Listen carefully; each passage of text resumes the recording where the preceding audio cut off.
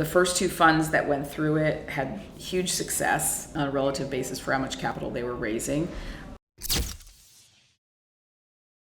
We also want to have a path for women to stay in the industry by starting their own firms. And so we started an initiative called Project Pinklight, which was my kind of riff on greenlighting a film. It's pinklighting a fund.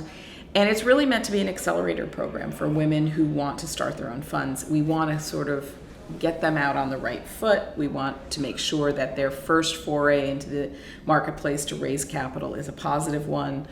And so we kind of run them through a boot camp and to be founders. And so the first two funds that went through it had huge success on a relative basis for how much capital they were raising.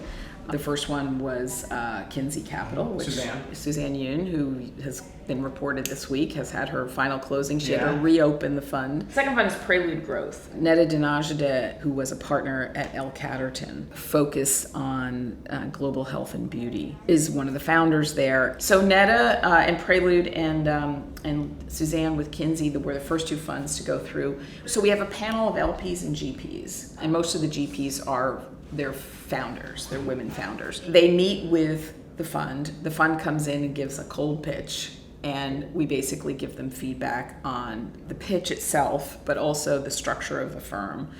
We also give them what we call a toolkit, which provides references to law firms to help them set the firm up.